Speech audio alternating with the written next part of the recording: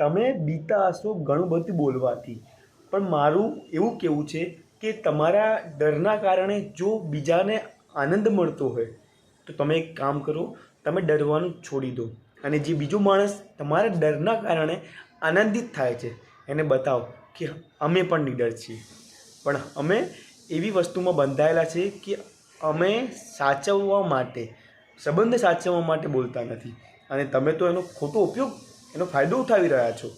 પણ હવે ચૂપ્પી તોડો, હવે નહીં તોડો ને તો એ લોકોને એવું લાગવા લાગશે કે તમે ડરપોક છો, તમે સંબંધ સાચવવા માટે ઘણું બધું કરી શકો છો. પણ હું એવું કહું છું તમને હવે કે હવે તોડવું જ છે તો તોડી કાઢો, બાકી એમને આનંદિત થવાનો અધિકાર ના આપો, કારણ કે એમનો આનંદ તમારી ડરપોકની નિશાની છે.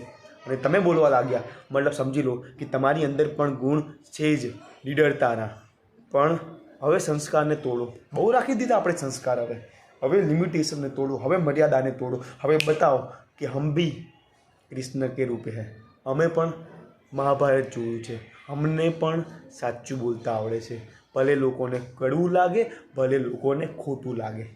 મારે તો બસ આટલું જ કહેવું છે, તમે ખુશ રહો, માત્ર ને માત્ર તમે રહો, ખોટું સહન બિલકુલ ના કરો, કારણ કે જેને સહન કરશો ને જેના માટે એને તમારી બિલકુલ નથી પડી, તો કેમ સહન કરો છો?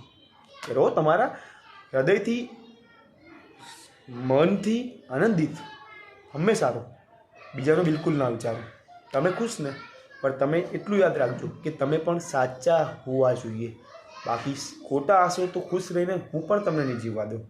એટલા માટે તમે સાચા હશો તો બોલી દો, આગળ જે થયું જશે એ જોયું જશે, હું તમારી સાથે હંમેશા રહીશ, વિડીયોના માધ્યમથી અથવા સાથના માધ્યમથી. Okay my dear people, love you all.